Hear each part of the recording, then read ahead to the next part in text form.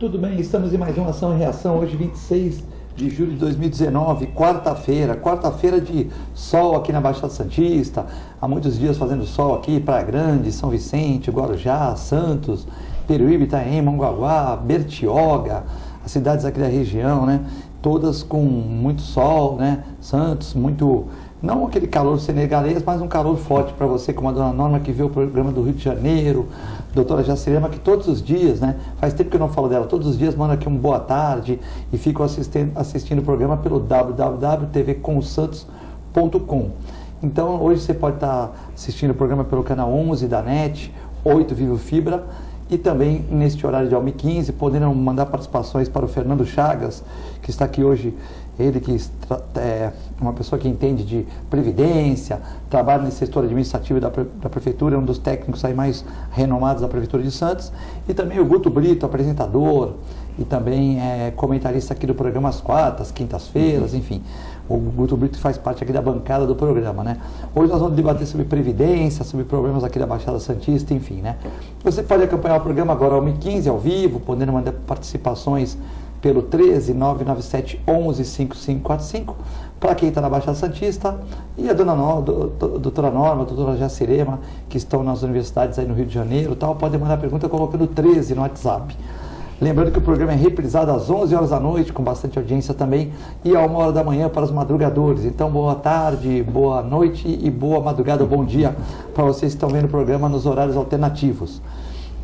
Então, eu queria agradecer o Fernando Chagas aqui por ter, né, no horário do seu almoço, ter conseguido um tempinho para vir aqui no programa. É sempre muito legal a gente debater sobre assuntos da prefeitura, da previdência, de uma forma assim tranquila, sem ser muito radical, também sem muito vaselina, né, uma forma tranquila. Eu queria agradecer você por estar aqui no programa. Eu que agradeço, um abraço a todos, em especial nossos espectadores, né? Realmente muito calor, né? Eu adoro o calor, né? E o meu almoço não tem problema, eu almoço 2, 3 horas da tarde, tranquilo. Então tá bom. Guto Brito chegando novamente ao programa aqui, é uma satisfação. Boa tarde, Filete, boa noite, telespectador, mas boa tarde no ao vivo e bom dia, né, na madrugada, boa madrugada, bom dia. Primeira vez que eu estou ouvindo com o Fernando Chagas, prazer em te conhecer. Acho que o programa hoje, como sempre, promete ter um nível muito bom. Bom, hoje é o voto complementar da reforma da Previdência, né? Nessa quarta-feira. Votaram 32 falaram na terça, já tinham falado 25, e agora sobram 45, né? Expectativas que os deputados não faltem e que o número seja um número expressivo, né? Vamos ouvir e ler o voto amanhã, né? E aí eu queria saber do Chagas essa questão da Previdência, porque é uma questão muito polêmica, né? Alguns, mais da esquerda, né, também ficaram 16 anos aí, também não acrescentaram tanto, mas tal, dizem que a presidência é hiperavitária. Dizem que se não pagar os 30% para a DRU, se tirar os loias, se tirar as pessoas que nunca contribuíram, puseram uma previdência tal, que ela garante que paga todo mundo. Aí o que é, por exemplo, mais conservador, ou seja, vai falar assim, não, tudo bem, mas como é que você vai tirar os 30% que o Brasil precisa para a saúde e para tal? Não tem como. Mas vocês tiraram dali? Então tem que aumentar impostos. Aí, aumentar imposto não dá, porque o Brasil já paga muito imposto. Aí ele fala assim, bom, então, a gente não tira e tem que fazer a reforma, porque se não fizer a reforma, fica esse encalhe, e aí os investidores também não vêm, né? Então, cada um, por exemplo, hoje, amanhã o Pardal vai vir aqui, né? O Pardal, e ele vai defender essa tese que a Previdência é hiperavitária. Então, veja bem, aqui nós temos que ter o vermelho, o branco, o azul, normal, né? Essa tese. Mas, segundo também os críticos, eles falam que, e eu vou perguntar para eles, se a gente não tirar o 30%, vai tirar da onde, né? Então, é complexo também essa questão. Qual a sua opinião, Chagas, sobre esse momento? É um fla-flu danado. Aliás, o Pardal, um grande amigo meu, discutimos muito sobre isso. O Pardal é um previdencialista. Todo previdencialista, ele, logicamente, ele tem uma visão que a Previdência é superavitária. Eu sou um fiscalista. E um fiscalista é aquele, né, que briga para que as contas públicas tenham equilíbrio. Então são duas visões diferentes, mas elas, na realidade, elas têm motivos técnicos para cada um ter uma visão. Cada um vai enxergar do ângulo que é melhor, que né? é melhor, né? E mesmo no lado político, eu sempre discuti com o Pardal, aliás, é um dos meus melhores amigos, e um dos meus melhores embates são normalmente com o Pardal, inclusive na política. Ele é um progressista, eu sou um liberal. Então, liberal e progressista, toda hora tem uma discussão. Aí, agora, vendo apenas a parte técnica. O Pardal tem razão num ponto, e todos os previdencialistas têm razão num ponto. Se não vincular os 30%, se desvincular os 30% que são da Previdência e vão para as outras despesas, se não desvincular os 30% que são da Previdência, receita da Previdência, e vão para as outras despesas, se retirar os servidores públicos desse cálculo da aposentadoria, do INSS, se retirar a Seguridade Social e se retirar também a saúde, tudo isto faz com que a Previdência, apenas a aposentadoria e a pensão, não sejam superavitárias, mas sejam equilibradas. Então, só repetindo, em vez de desvincular esses 30% das contribuições sociais, dessas as contribuições sociais apenas para aposentadorias e pensões. Tira das aposentadorias e pensões a LOAS, que é assistência social, tira a saúde e tira os servidores públicos. Aí equilibra. Então tem que tirar os 30% e tirar os LOAS, né? Os LOAS, a saúde e os servidores públicos. Mas a saúde está nos 30%, não? A saúde está nos 30%. Então, tira os 30% que vai para a saúde, isso. Tira os LOAS, que nunca trabalhou e recebe, não é isso? Isso, o BPC, tira o BPC, que é benefício de... Que é pouquinho, mas é muita gente. É muita gente. De pouquinho em pouquinho você acaba Para o cara não ficar na miserabilidade, tem o BPC lá, não é isso?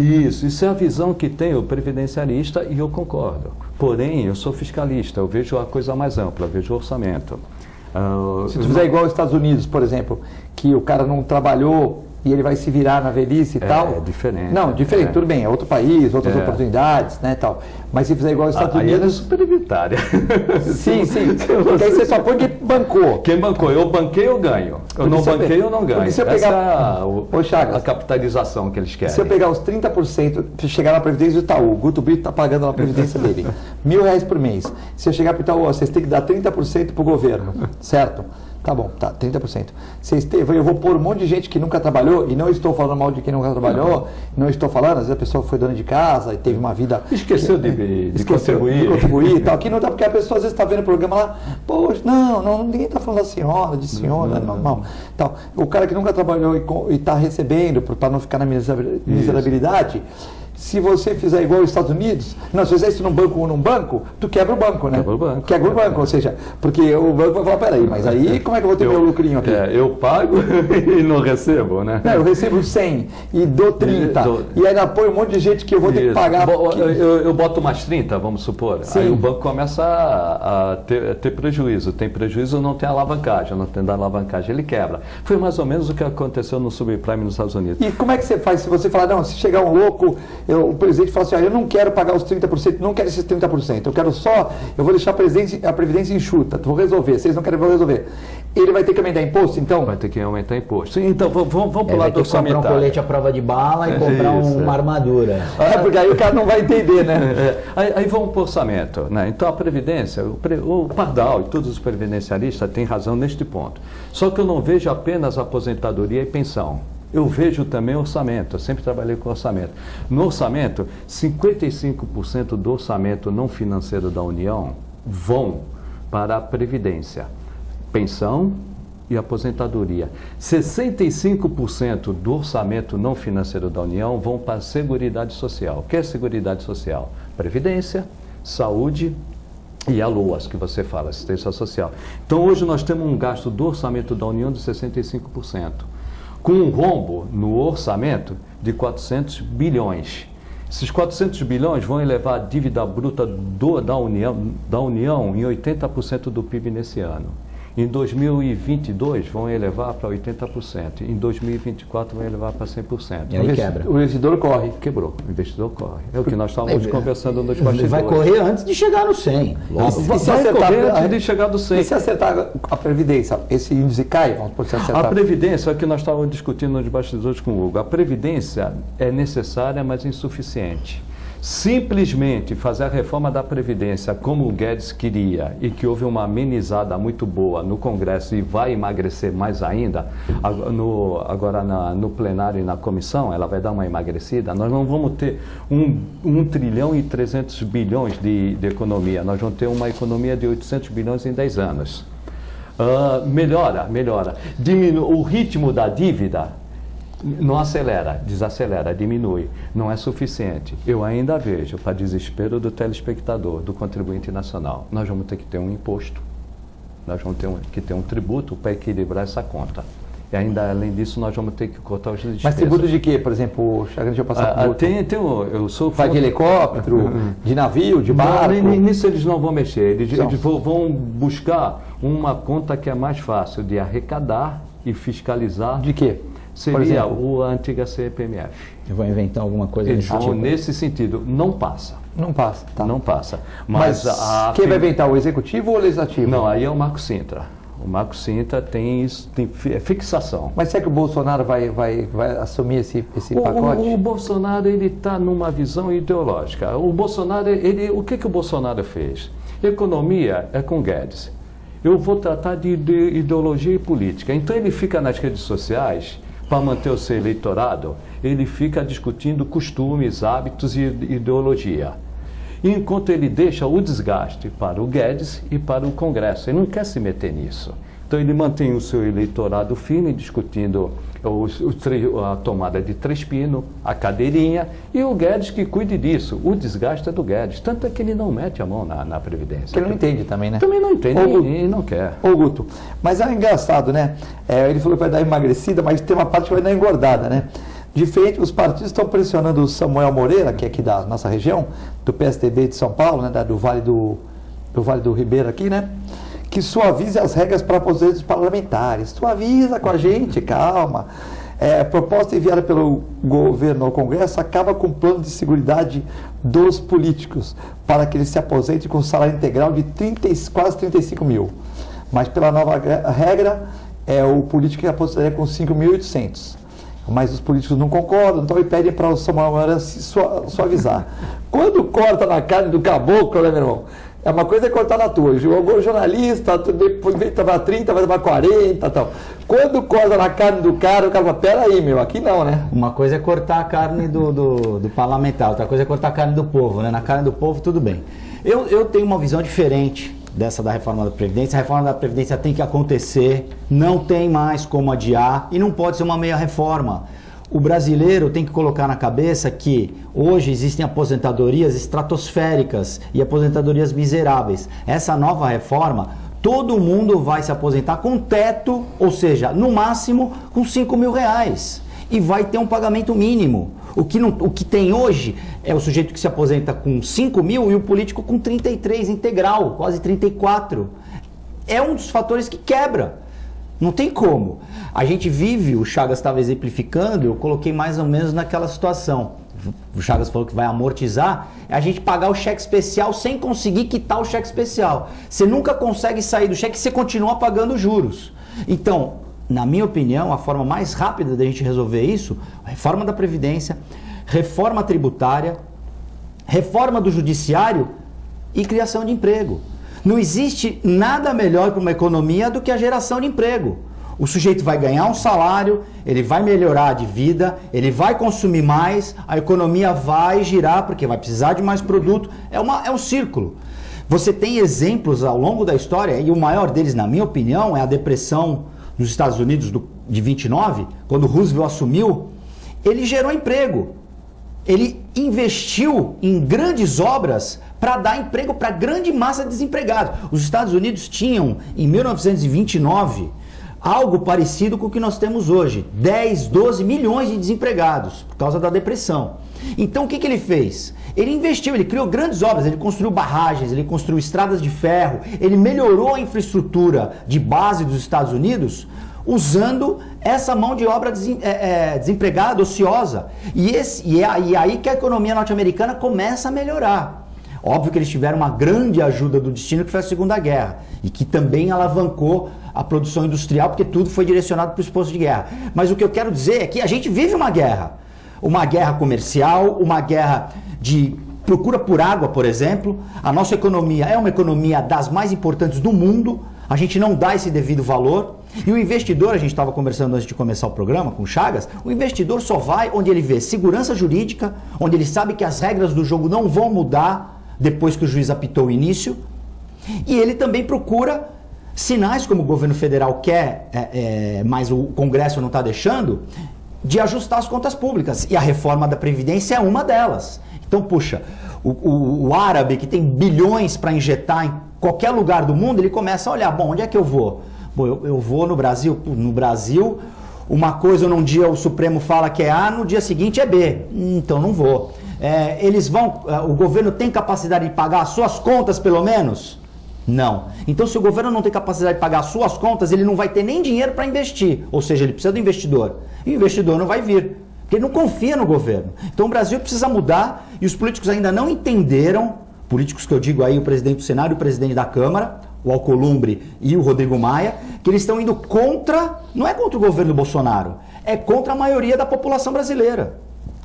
Ô Chagas, uma coisa também que as pessoas ficam muito apavoradas, né, tal, que o cara que tá, tipo o meu filho, assim, na faculdade e tal, o cara não pensa muito nisso, assim, né, pelo menos.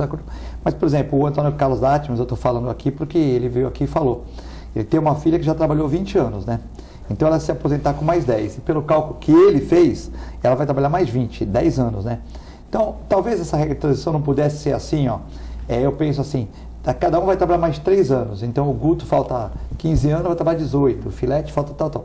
Porque assim, é uma regra meio complexa, né? Porque às vezes o cara está para aposentar e o cara ainda pode produzir na empresa e ele se aposenta com medo. Ela vai ser visualizada. Agora, tanto na... Porque assim, ficou muito esquisito para algumas pessoas, né? Porque quem está entrando no jogo, o cara nunca pagou nada, não, né? Aí tudo bem. Tu está entrando no jogo, fala, infelizmente você está num país pobre, que nós temos a oitava economia, mas nós não temos tal, e nós vamos ter que acertar isso, você vai aposentar com 65 anos, tal, o cara tá... Não, quem tá, ou quer ou não quer. Né? Eu não tenho que... Mas você acha os 65 anos velho?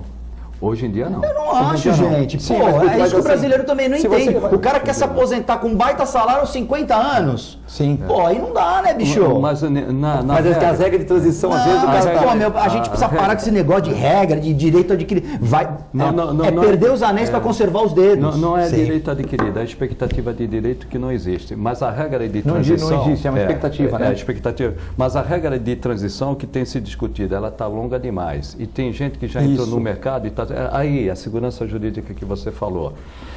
Tem que dar uma certa segurança para a pessoa que já está no mercado, que ela também não vai ser estendida ao máximo a sua atividade profissional. Ô Chagas, não pode acontecer também, desculpe, por exemplo, vamos lá, tu tem o Chagas montou, ele aposentou na prefeitura, ele monta uma empresa de consultoria, né? Isso. Aí chega um menino lá com 20 anos, lá, 25 anos. É uma outra situação. Chega um menino com 25 anos lá, fala, Chagas, é o seguinte, eu não vou contribuir por enquanto, eu vou fazer uma PJ, não vou contribuir por enquanto aqui, porque eu vou aposentar só com 65 anos e eu tenho que trabalhar 30.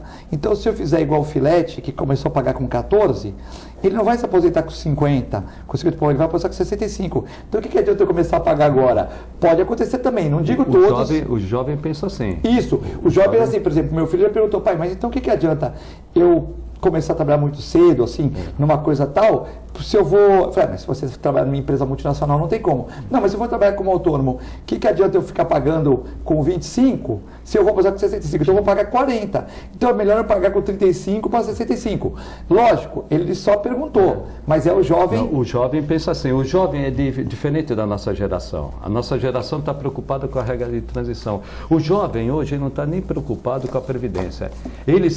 Principalmente se ele for um cara antenado, ele vai para o mercado financeiro.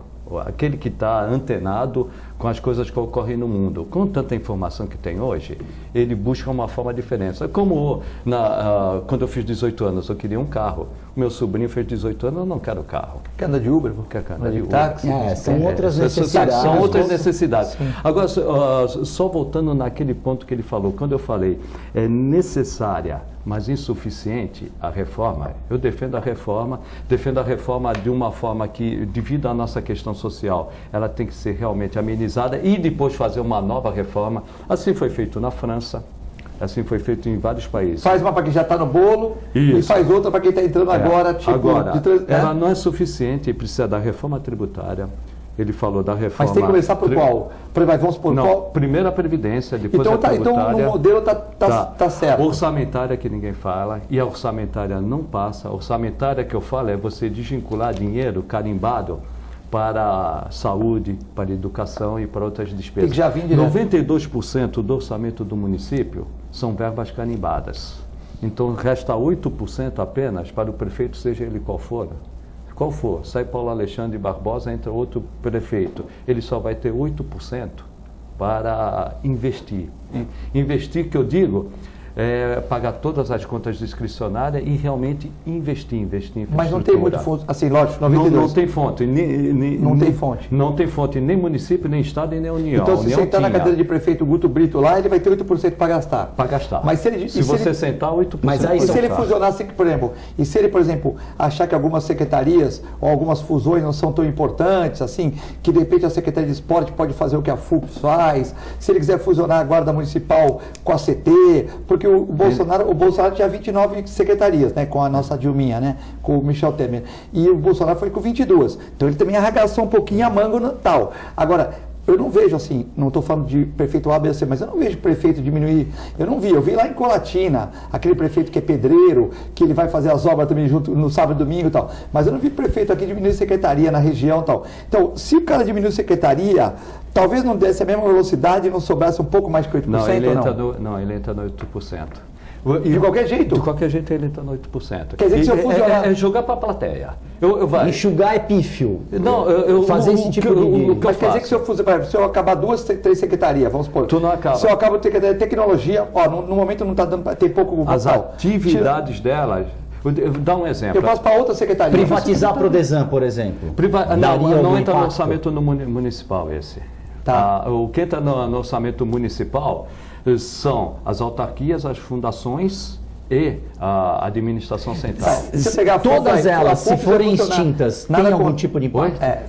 Extinguir todas, vamos ser radical. Claro que não vai acontecer. Vai passar essa despesa para o município, dentro desse 8%. Tá, não tem como. Se eu chegar para esse dinheiro não seria absorvido pelo município para reinvestimento? Não, acaba a Prodesan. Algumas atividades da Prodesan ou vão ser terceirizadas ou vêm para o município. De qualquer forma, o município vai ter que arcar com essa Mas se eu fusionar uma secretaria na outra, vamos supor. Vamos supor. Eu fusionar, por exemplo, a tecnologia. Eu falo, a tecnologia vai ficar com o meio ambiente. Vou tirar essa coisa e alguém vai fazer lá. Toda aquela atividade. Só tem 3 funcionários também, né? Não, mas toda aquela atividade que você está... Vamos pegar coisas maiores. Mas vai. Eu até discuti sobre... A Secretaria de Esporte com a FUPS. Eu pego. Nada contra ninguém. Não. Eu pego a FUPS e trago para a CEMES. Como era no governo Justo, como era no governo do Beto Mansur. A despesa continua. Por quê? Porque você vai trazer as atividades da FUPS para dentro do município. Tu vai entrar nesses 8% que eu te falei. Mas você tira um secretário, você tira alguns cargos de alto escalão, não tira? A economia de você tirar, vamos dizer, de um C1 para um C2, você sai de 12 mil para 8 mil. 4 mil, é uma... Eu sei, você vai ter que pôr um C2 lá e falar, olha, não tem mais, o Guto não é mais o secretário, diretor da FUPS. Não é mais diretor da FUPS. Não tem a atribuição, mas a função continua. A função continua. Aí eu tiro de um C1 e boto num C2. Tá, tu tira o grosso modo, eu tiro de 12 para 8. Tu tira o Guto da FUPS. Continua até fazer a mesma coisa. O Guto da FUPS e põe o Aurelinho. Então, ele vai ganhar 8 mil, vai 4 mil. 4 mil não tem impacto significativo. É melhor ter uma secretaria separada, de repente andar mais rápido. O problema não é nem Não, é bom a gente entender. Dá um exemplo. A Prefeitura de Santos tem 12 mil funcionários. Tem apenas 300 cargos em comissão. Isso é um C2. Sim. O resto tudo já está lá. Não, todos de funcionários, são 12 mil funcionários. Desses 12 mil funcionários, 300 cargos são em comissão, sendo que cerca de 50%, um pouco mais, um pouco menos, são servidores públicos. Que foram galgados. É o meu caso. Eu sou servidor público, estou entre os 12 mil e fui durante anos e anos ser um. Isso aí até para a prefeitura é ruim, porque eu incorporo para a aposentadoria. E se você tivesse um cara de fora, você não levaria para a aposentadoria. É o INSS que vai pagar essa diferença aí. Mas só Mas ao mesmo tempo é um técnico que já está lá, já tem mais ambientação com o negócio? Tem, né? mas normalmente o Beto, o Papa, Paulo Alexandre Barbosa, eles normalmente dão preferência para servidor de carreira. Quando se fala que o cargo de comissão impacto no município de Santos é ridículo. Entre 12 mil funcionários, 300 cargos de comissão, alguns eram sendo funcionário público que vai impactar no futuro, né? Mas no futuro, no meu caso, impacta bastante. Então, não, mas não impactou tanto, porque você já ganhava um C2, você passou por um C1. Momentaneamente não impactou tanto. Não impactou. Mas vai impactar lá no futuro. No futuro. Sim. Vamos dizer, se uma pessoa quisesse, um prefeito quisesse economizar no futuro, lá embaixo, eu vou ter uma sobrevida de 20, 25 anos, quer dizer, a prefeitura vai ter que me bancar durante 20, 25 anos. Era melhor não ter me colocado e ter colocado uma pessoa de fora, ter colocado... Mas ao mesmo tempo também não incentiva o funcionário público a trabalhar bem, né? Não, aí tem essa questão. Conta. Porque o prefeito não vai pensar daqui a 25 anos, né? Não, ele vai pensar agora. Talvez numa avenida, aquele tipo Napoleão, pensou, mas ele não vai pensar numa economia daqui a 25 anos, porque ele vai, minha pescoço está prêmio agora, não está daqui a 25 anos. E no momento que você coloca um cara de fora, você vai desmotivar aquele que tem uma expectativa de assumir e que conhece, é um técnico que conhece a máquina. Porque se você só coloca esses 300, não tem mais ou menos 150 de fora, o cara fala assim, pensa assim no subconsciente, por que eu vou trabalhar tão bem em excelência se eu nunca vou ter uma oportunidade? Não, eu vou trabalhar bem. E eu conheço a máquina. Eu vou trabalhar bem porque, de repente, vai o candidato X ou YZ me conhece aqui, sabe que eu sou bom e eu tenho uma chance de... Mas felizmente na Prefeitura de Santos, os prefeitos eles dão prioridade para os funcionários de carreira. Eu sou um exemplo disso e a minha Secretaria de Finanças sempre teve como prioridade os técnicos de finanças, sejam os técnicos administrativos, sejam os oficiais, sejam os técnicos em finanças ou sejam mesmo os fiscais. Mas só complementando, então precisa a reforma à Previdência, a reforma tributária, a reforma orçamentária. A reforma orçamentária é importantíssima. Precisa um bom ambiente de negócio e segurança jurídica. Enquanto nós não tivermos esses 5, ninguém investe. O que aconteceu no Brasil? O Brasil ele sempre teve como investimento o poder público. O poder público quebrou. União, estados e municípios quebraram. O poder público está quebrado, não tem dinheiro para investimento de forma nenhuma. Por falta vacina, a prefeitura não tem culpa, fala que é do Estado. O Estado falou que só recebe. Se não fizer a reforma da Previdência, não vai conseguir pagar a folha. Você vê que não tem vacina, não tem vacina de vacinas importantes. Aí a prefeitura fala, mas eu não tenho nada a ver, eu só tenho a geladeira e a enfermeira para vacinar e o médico para homologar, tal. Eu preciso de lá de cima. Aí foi para o Estado falou, isso aqui não é meu. Isso aqui não é meu, eu só estoco e passo para vocês. Aí foi na União, porque chegou atrasado, porque no voo degelou e tal, e então nós estamos fazendo novos testes. Quer dizer, pode ser que não tenha nem... Está chegando...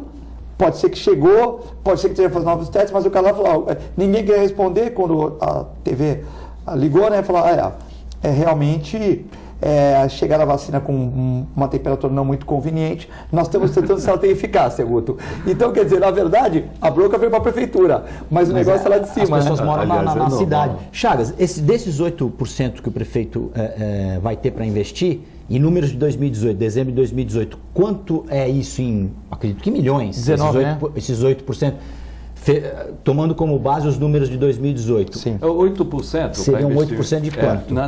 Nós temos um orçamento para o ano que vem, pegado do ano que vem, de 3 bi. Só que na realidade de 3 bi, 2 bi são receitas próprias.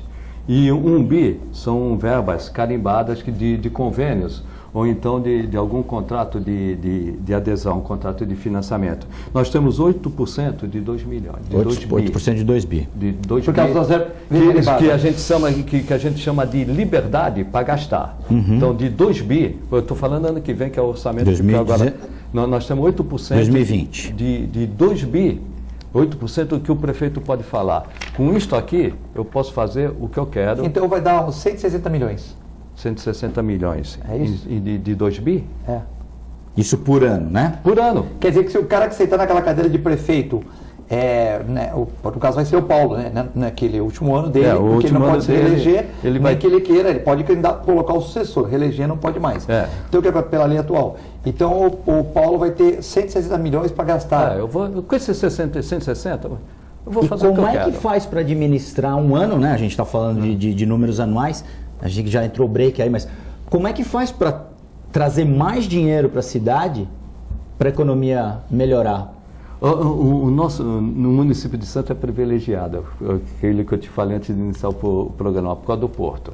Qual é a maneira de você fazer isso? Quando a economia melhorar, ou então por intermédio de convênios, ou contratos de financiamento. São as duas. Ou você vive, felizmente Santos vive com seus recursos. Santos tem 2 bi de recursos próprios. Se você fala isso em muitas capitais, se assustam. Por que nós temos isso? Felizmente nós temos um porto, uma atividade portuária de comércio exterior muito intensa. Mas isso aqui é insuficiente para as despesas que nós temos normalmente em períodos de crise. Se você vê o que a saúde e a educação teve de aumento, por causa dessa recessão que nós tivemos, é algo incomparável. Então os 2 bi não dão. Como que nós vamos buscar isso? Convênio ou contrato de financiamento? Por causa que, Guto, o cara largou o plano de saúde, vai para o município, direto.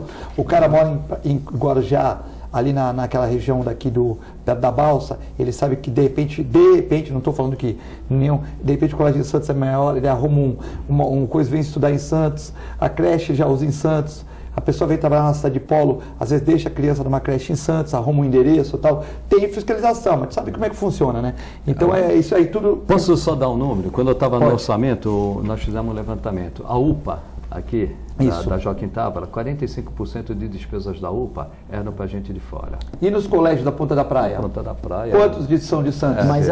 Mas o SUS é universal, é a conta que se paga, né? E o governo federal dá dinheiro para isso agora. Não, mas isso mostra a incapacidade dos outros municípios em acompanhar esse atendimento à população.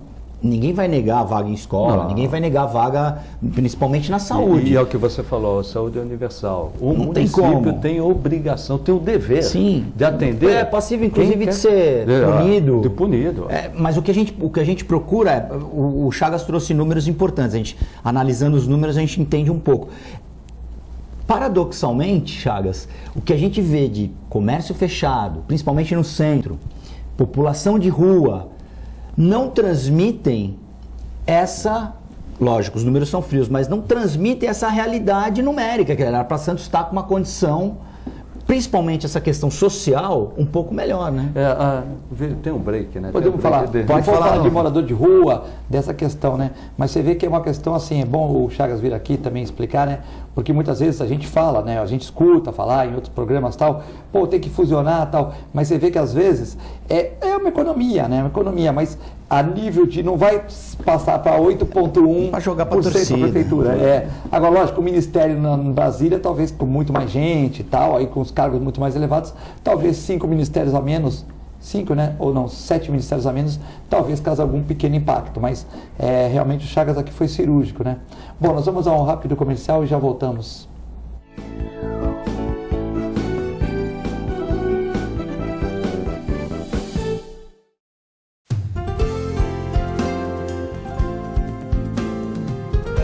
Plano Santa Casa Saúde de Santos, cuidando de você há mais de 2 décadas, com muito carinho. Afinal de contas, são quase 90 mil vidas. Atendimento em todas as cidades da Baixada Santista e Litoral Sul.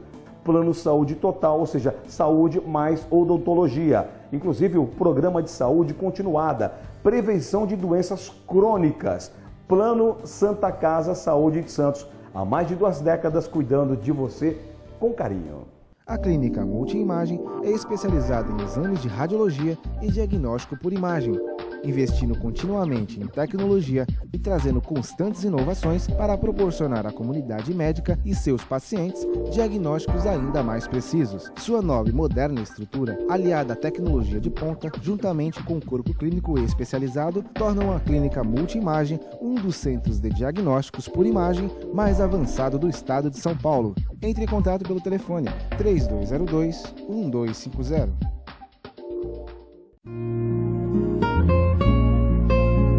Doar sangue é um ato de solidariedade, cidadania e amor.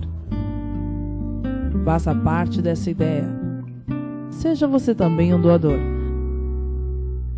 Doe sangue. Dê um presente de vida a quem necessita. Apoio TV Com.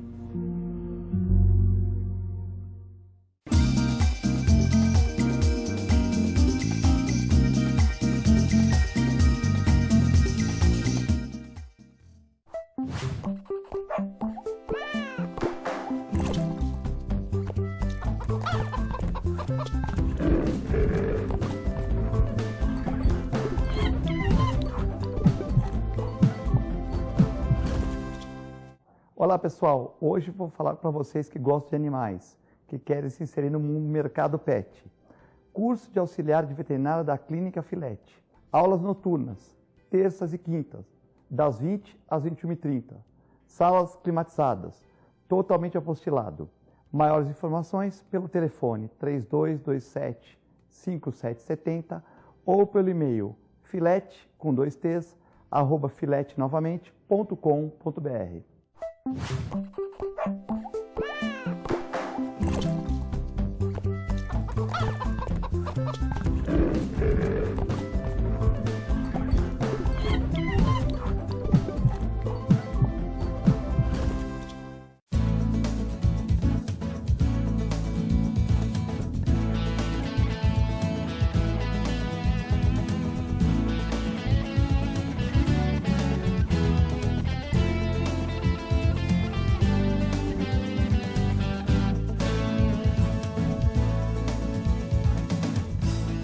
A melhor programação RVD. Mande a sua mensagem para o nosso WhatsApp 13 997 72 8946. Peça sua música, mande seu recado e concorra a muitos prêmios. Rádio RVD, música e esporte para você. Nos próximos segundos, um grave acidente pode acontecer bem diante dos seus olhos.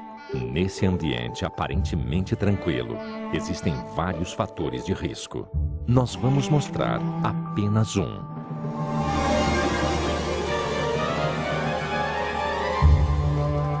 Aprenda a prevenir tombos e outros acidentes.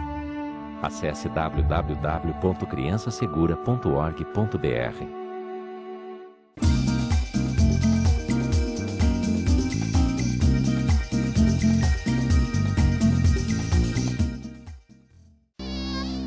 Se o barulho incomoda, imagine a doença. A dengue mata.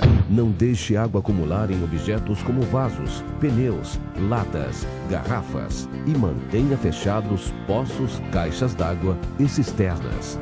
Não cultive plantas em vasos com água e mantenha as calhas sempre limpas. Dengue. Vamos ao combate.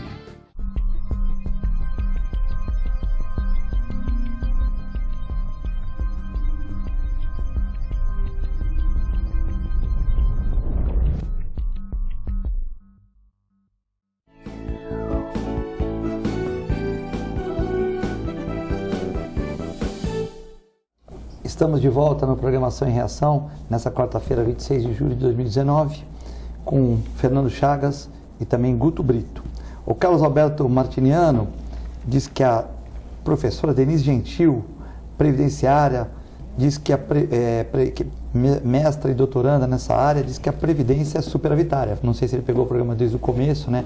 O Chagas falou que todo previdenciário, na opinião dele, né, tem essa visão. É que o governo deveria cobrar milhões de times de futebol, grandes latifúndios, e instituições e bancos, e com isso os cofres da Previdência melhorariam. É a opinião do Carlos Alberto Martiniano. Um abraço e obrigado pela pergunta. Interessante a pergunta. Todo previdencialista fala isso. Aí, talvez ele não tenha visto o começo do programa, ou de repente ele vai ver na reprise e tal. Mas pode... A Previdência realmente tem um grande número de devedores, um enorme número de devedores, uma experiência própria.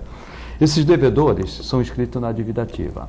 Essa dívida ativa, independentemente do tamanho, 1/3 ninguém consegue cobrar, porque já quebrou. 1/3 dificilmente vai conseguir cobrar, por uma série de fatores, inclusive pelo que ele falou, né?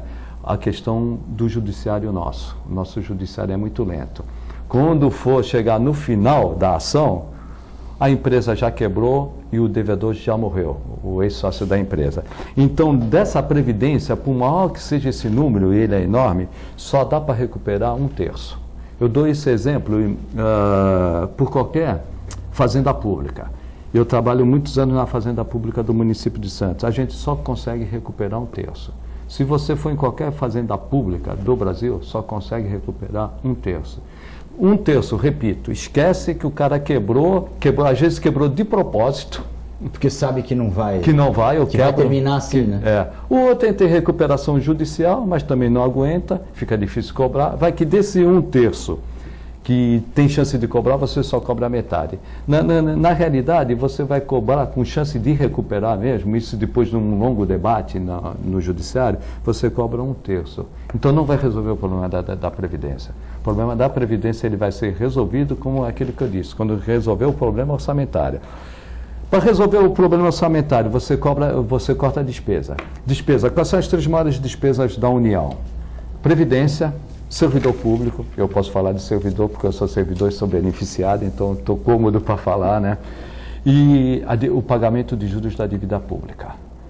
Ou você reduz isso, servidor, previdência e pagamento da dívida pública. Ou você aumenta tributo, ou você faz o que fez recentemente o governo federal, emite títulos da dívida pública para aumentar o nosso endividamento, que agora recentemente foi de 248 bilhões que o Congresso deu para que a União emita títulos da dívida pública para pagar a despesa corrente. Então não tem saída. Ou você resolve esse problema, que você arrecada menos do que a despesa. A despesa aqui é maior do que a receita. Como você equilibra isso? Diminui despesa, aumenta tributo ou emite títulos da dívida pública. Não tem jeito. Se você aumenta tributo, o brasileiro já é excessivamente tributado. Se você emite dinheiro, você gera inflação. Vamos voltar ao passado. Ou você, então, faz o seguinte, emite título da dívida pública e compromete gerações futuras para pagar essa despesa corrente e não de investimento que nós estamos fazendo. É complicado, eu entendo os previdencialistas, entendo. É injusto, mas a conta bateu. Alguém vai ter que pagar. Sem contar que a gente paga muito imposto, não tem o retorno desses impostos. Então, o povo, a população já está cansada disso. A gente já paga muito imposto. Então, eu acho que criar imposto, acho que é uma alternativa que não estaria na minha mesa. Né? Porque mas está no governo. E não adianta fazer meias reformas, ou poucas reformas, ou uma reforma, e que já vai chegar lá toda a capenga. Tem que ser radical. Senão, as próximas gerações vão pagar. Vai ficar pior do que já está. E entendendo que ela é injusta. Concordo com os previdencialistas. E no início do programa nós falamos, o previdencialista, pela sua visão, pelo seu ângulo, tem razão. Não tem razão no ponto orçamentário. Se eu sou um secretário de finanças, o que eu falo? Corta a despesa e aumenta tributo. É isso. Hoje nós não temos saída. O poder público no Brasil quebrou. Só que isso não passa em nenhum legislativo, não passa no Congresso, não passa na Assembleia Legislativa. Porque sabe que o povo não aguenta mais. Não aguenta mais. Então vai fazendo bem as reformas. Tem uma curva, né? Tem uma curva, eu li isso outro dia, você com certeza deve saber, existe uma curva, né? Que quando você aumenta muito o tributo, você tem mais sonegação, né? Existe uma curva, por exemplo, chega uma hora o cara está pagando lá R$1.000, o cara empresário está pagando R$1.000 de imposto de renda por mês. Chega uma hora que aumenta muito, ele vai pagar R$1.500, fala, pô, agora que se dane, eu vou pagar 800 e seja o que Deus quiser, porque eu não consigo pagar mais, chega uma hora que a curva de Laffer. E a curva de Laffer. Existe. Se você, ultrapassar a capacidade contributiva do contribuinte, ele para de pagar. Ele vai pagar o condomínio, ele vai pagar a água que corta, ele vai pagar a luz que corta, ele vai pagar Comida. comida. Ele corta a TV. A última coisa que ele vai pagar é o tributo. A última coisa. Eu pago isso, eu pago o meu bem-estar. Se é que pode chamar de bem-estar, né? Eu pago as minhas necessidades. Depois eu vou pagar o tributo. Isso aí eu vou, daqui a um tempo vai entrar um dinheiro. Tem um refis. Tem um refis aí. Aí eu pago no... Aí ele paga 2, 3 no refis, não aguenta. Vem outro refis, eu pago outro refis. Ele vai pagar suas necessidades, por isso não adianta tributar. E é o que você falou, nós estamos no limite da capacidade contributiva do brasileiro. E ele paga saúde por fora, ele paga educação por fora, ele paga segurança por fora e outras coisas mais que agora não aguenta mais. Se ele estivesse ganhando tudo isso, Nossa. bom, aí fala, então dá para aumentar um pouco, até né? se você for se o transporte público fosse bom, de qualidade, o sujeito deixava o carro em casa. Sim. O Rui de São Vicente, o Jorge, ele faz umas perguntas mais ou menos parecidas, né? O Jorge falou que viu um programa com o João Vilela e o Écio, né? E o João Vilela falou aqui, é um programa muito que é o Odebrecht, a Camargo Correia, né? E eu tenho uma opinião sobre o Odebrecht e Camargo Correia. Os caras batem na empresa, bate, espanca. Tem que ir no dono da empresa, a empresa tem que ser gerida. Porque a Camargo Correia, a Odebrecht constrói apartamento com piscina semiolímpica no teto. Você vê as tecnologias, as piscinas são tudo embaixo. Eles conseguem construir em cima, eles conseguem construir ponte, túneis. Então ninguém vai falar que a Camargo Correia é uma porcaria, a Odebrecht é uma porcaria. Não, são empresas de alta tecnologia. Quando você bate na empresa, você tem um monte de demissão. Você pegar a empresa, como fez, prender e dar a condição para a empresa ficar girando, porque são empresas que são importantes para construir ponte, para construir túneis, para trabalhar. Então você não gera desemprego. Mas vindo na outra... e o Odebrecht, tal. Então o João Vilela comentou aqui que a Odebrecht financiou Porto de Mariel, Porto do sei que lá, blá, blá, blá, blá. Já o Écio falou que não é isso não. Que o BNDES fez um empréstimo para a Odebrecht. Isso. A Odebrecht cobrou lá de Cuba. Se Cuba não pagou para o Odebrecht. A Odebrecht para fazer o dinheiro pediu. Então, Cuba não deve. Mas da onde saiu o dinheiro? Do BNDES. Não, sim. Está devendo para o BNDES. PIS/PASEP. Na verdade, para a gente, né? Não, mas ele falou assim: Cuba contratou o Odebrecht. O Odebrecht falou: olha, não tenho como construir. Pegou o dinheiro do BNDES. Isso. Agora, na verdade, quem deve para o BNDES é o Odebrecht, não é Cuba. Porque Cuba teve um acordo com a coisa, são de coisas diferentes. Isso. Quem pediu? O Écio falou que Cuba não deve nada para a gente. E até porque quando eu estive lá, os caras falaram para a gente assim: olha, esse Porto de Mariel vocês pagaram pouquinho. Nós mandamos um médico lá para o Brasil, vocês pagavam 1.000 para o médico e 2.000 para Cuba. E não vi esses 2.000 aqui. Eu falei, pô, mas tem que mandar médico para caramba para construir um porto. Tem que mandar muito médico aqui para cá, né? Então assim, mas é aquela brincadeira. Então, na verdade, quem que deve? É Cuba, é Bolívia, é Venezuela para a gente nessa questão? Ou o BNDES vai cobrar da construtora? Não, Cuba deve para a construtora, Sim. Construtora deve para o o BNDES deve para o Tesouro Nacional e o Tesouro Nacional deve para o contribuinte do PIS/PASEP. Sim. Esse dinheiro do PIS/PASEP, ele vai para o BNDES. Mas a Odebrecht também não é burra. Não, Cuba deve para o Brasil. Não, sim, mas a Odebrecht não é burra. Não foi quem pagou. Não. Foi o contribuinte do PIS. Mas a Odebrecht não é burra. Como é que ela vai construir uma obra em Cuba se ela vê que Cuba não tem capacidade de pagar aquilo? Ali, na realidade, foi uma questão política ideológica, né? Ali não foi algo técnico. Quando fala em abrir a caixa preta do BNDES, não é abrir a caixa preta do BNDES, ela é clara. O que houve ali foi uma questão político-partidária e ideológica. Em vez de o BNDES... Reformar o Porto de Santos? Isso! Foi lá por uma questão ideológica. Ajudar os irmãos lá. Ajudar o irmão. Agora o Porto do Zero, que vai beneficiar o comércio de Cuba com os Estados Unidos, né? Nem com o Brasil vai... Agora fechou, né? Os Estados Unidos fechou, você não pode mandar mais dinheiro todo mês, só de 3 mês. Agora está pior que o Obama. Mudou a política. Era o Obama era mais light. Agora complicou, né? Agora, está uma outra briga, né? O governo federal, para fechar as contas, está querendo o dinheiro do BNDES, por isso que o presidente do BNDES caiu. porque o Joaquim Levy, ele não queria passar o dinheiro do BNDES para cobrir o rombo do Tesouro Nacional. Só que o Tesouro Nacional diz, olha, eu quero esse dinheiro, que esse dinheiro o BNDES empregou e mal empregado. Então o que vocês têm aí, me devolvam para eu cobrir o meu rombo. Mas aí não era mais fácil o Levy devolver o dinheiro e falar, bom, o BNDES não tem mais dinheiro para emprestar, então vamos cobrar. Porque diz que o BNDES está cobrando o Corinthians, né, o Itaquerão. Mas está cobrando como? O Corinthians está pagando as parcelas? Não, mas tem uma notícia que... Está financiado. Está financiado. A cidade está financiada. É que se financiou um imóvel, uma casa, você financiou com a Caixa, se você não pagar, a Caixa vai tomar o imóvel. Isso é simples assim. E o Corinthians está pagando. Está pagando, então... Onde que teve, se dissesse, ó, ao Debest... Mas está pagando? Está pagando. Tá pagando. E com juros acima do mercado, do então praticado. Não posso executar. Não tem como, você vai cobrar. Eu não posso... Se dissesse, fizeram o estádio e deram, ó, você não vai pagar nada, custo zero. O estádio a Odebrecht está transferindo, aí sim. Aí E por que o Levy não entregou o dinheiro logo? Não, se eu estivesse no lugar do Levy, eu também não. Porque o BNDES... Tá, você não entregava também, tá não, certo? não entregava. Por quê? Não, por quê? Ele falou, o que o Brasil precisa? Ele precisa de emprego. Para ter emprego, tem que ter investimento. Qual é o único banco no Brasil, entre privados e públicos, que emprestam dinheiro para investimento? O BNDES. E que tem, né? O BNDES tem dinheiro. Então, se eu sou secretário do Tesouro Nacional, eu tenho uma visão. Me devolve o dinheiro. Eu quero isso aqui. Não mandei vocês empregarem errado. Agora, se eu estou no lugar do Levy, não. Eu quero gerar emprego. Como que eu vou gerar emprego? Eu vou gerar emprego com investimento. Qual é o único banco do Brasil que empresta? É o BNDES. Nós só vamos gerar emprego, nós só vamos acabar com esses 13 milhões de desempregados a hora que nós fizermos obras de infraestrutura. E quem vai dar dinheiro para a infraestrutura? Só o BNDES. O Brasil sempre viveu do poder público. O poder público hoje não tem dinheiro. Só que o banco particular, aqueles 3 grandes bancos particulares, eles não vão dar dinheiro para a infraestrutura enquanto nós não fizermos essas 5 reformas que nós estamos falando. Então nós caímos de novo no BNDES.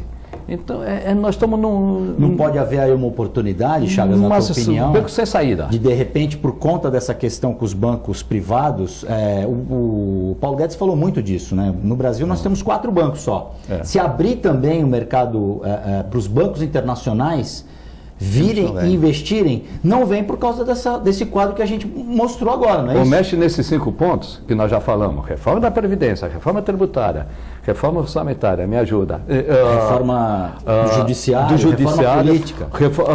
A política eu já não vejo tanto. Reforma previdenciária, tributária, orçamentária. O ambiente de negócio.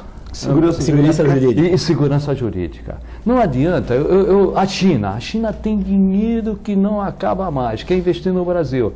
Mas vocês me garantem que o contrato de 25, 50 anos vocês vão honrar? Eu posso até falar, eu vou honrar. Mas aí muda o governo e não honra.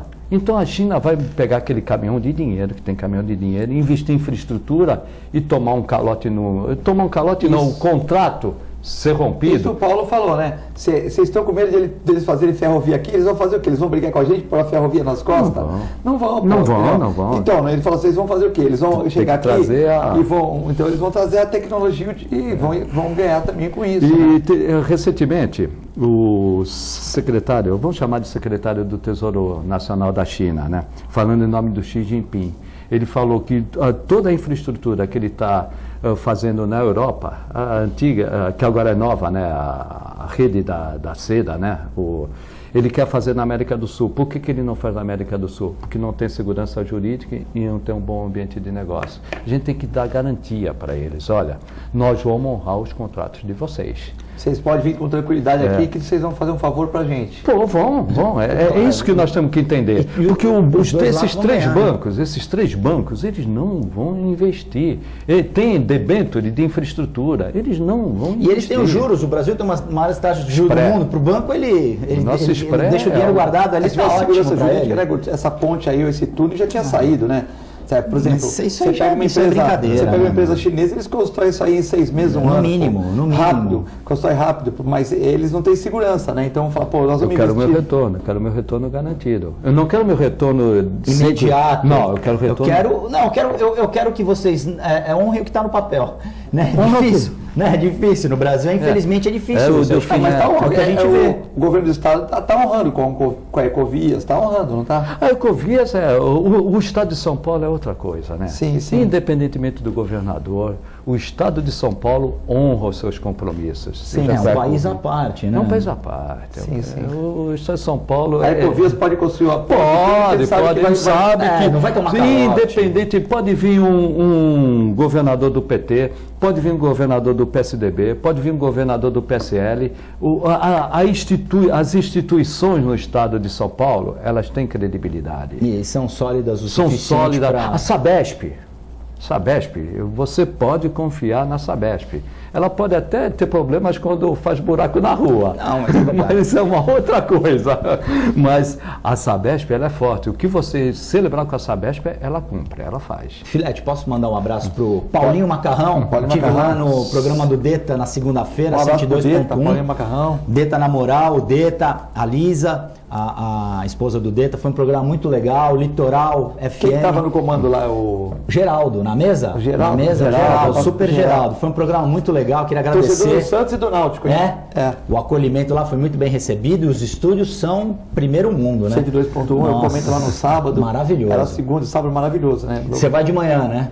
Eu vou das 7 às 9 no sábado lá. Deve ser bacana. À noite é um visual maravilhoso, fico imaginando de manhã. O Chagas também vai lá no programa do CDL. É maravilhoso e mais um canal de comunicação que a cidade tem. Parabéns à família Mussi pela iniciativa e colocar uma programação no ar, a gente sabe que não é fácil. Tem gente mandando um abraço para vocês, também tem gente brincando aqui. O Alcino, boa tarde, Filete, 300 cargos de confiança, pelo amor de Deus, demita 290. Uma cidade de 40 km quadrados é um absurdo. Um abraço, estamos assistindo, belo debate. Então, tá brincando, mandando mandar 290 embora. Olha, é o per capita menor do estado de São Paulo. Já chegou a quantos? Você tem? Não, independentemente, sempre foram baixas. Independentemente do governo, seja Nunca do PT, foram... fosse do PP, do Beto Mansur, ou agora o PSDB, do Paulo Alexandre, o número de cargos em comissão de Santos sempre foi muito baixo. Não é brincadeira, não. É per capita, é o menor cargo em comissão do estado de São Paulo. A Patrícia pergunta aqui, Chagas, qual o prejuízo, né? Porque essa questão dos excessos de atendimentos aqui na região, lógico, tá falando aqui bacana que é uma cidade, nós somos co-irmãs, tudo, mas esses 50% de atendimentos, né? E ela queria saber também na questão da escolar, se tem muita gente de outras cidades, né? Que hoje já que a pessoa tem que comprovar uma série de coisas, né? Tem. Mas acaba as pessoas que trabalham aqui... Comprova. Por exemplo, sou uma empregada doméstica, trabalha na minha casa. Sim. Ela pede para que eu dê a conta de luz da casa dela e vai ter... Mas ela vai estar no teu nome, a conta de luz? Não, mas... Vai dizer que ela mora lá, de favor. Aí você faz o escrito, dizendo que ela é uma funcionária que dorme na tua casa. Dorme na minha casa. E esse filho seu? A cuidadora da minha sogra. Sim, sim. Ela dorme na minha casa. Tem uns casos verídicos, lógico, né? Tem. Aí a cuidadora tem uma filha, coloca numa creche aqui. Não é o caso da minha cuidadora, né? Mas a cuidadora da minha sogra mora na casa da sogra. Não é mentira, é verdade. Mas essa situação é uma situação universal, não é só em Santos. Ela não precisa de nada, mas se ela tivesse uma filha, a filha está morando. Se a cuidadora da minha sogra morasse e tivesse filha, a filha ia morar na casa da minha sogra. Ia passar mais tempo lá do que em São Vicente. Isso impacta muito o orçamento, por exemplo, o Guto falou, mas também recebe, mas por exemplo, se a prefeitura não tivesse esse serviço, pudesse, nós não vamos ter, vamos passar tudo para outra cidade. Seria lucrativo para a cidade? Seria menos despesa? Seria uma despesa menor. Porque mesmo eles pagando o SUS, não cobre? Não, o SUS não cobre. Eu vou dar um exemplo dos impostos. 15% é o mínimo para a saúde. Nós estamos aplicando 18%. Mínimo de imposto, não do orçamento. Nós aplicamos 18%. Da educação, o mínimo 25%, nós estamos aplicando 28%. Então, mesmo... Quer dizer, o prefeito é doido para aplicar os 25%, mas não consegue. Não, tem só mais dinheiro para fazer obras. Por isso eu digo, né? quando eu falo que esse negócio de 15% da saúde e 25% da educação, isso podia desvincular do orçamento, que qualquer município médio ou grande vai gastar mais do que 15 e vai gastar mais do que 25. Mesmo que eu queira gastar na ponta do lápis 25 em educação, eu não consigo. Vou gastar 28. Se o Paulo Alexandre chegar para vocês a finança, eu quero gastar 15, não vai conseguir. Não vai conseguir. Vai falar, Paulo, vai ter um motor público colocando não, a despesa chega. A despesa bate na tua porta. Chega, a despesa, quando eu falo, vem um processo para empenhar, uma despesa para empenhar, ela vai estourar esses 15%. Não tem e fora que às vezes pinta o colégio, põe na Secretaria de Obras, que tem coisas que é da educação, que põe na outra secretaria também, né? Não, mas se puser na outra secretaria, não conta desses 15, fica fora. Esses 15, obras que tem que estar na educação. Se a obra que não está na educação, vai fazer educação, mas não vai contar para os 15. Então esses 15, 18 não são na realidade 18, são 19, 20, 21 e por aí afora. Quando eu digo o SUS paga, mas não paga o que deveria pagar. Repassa a verba para a UPA.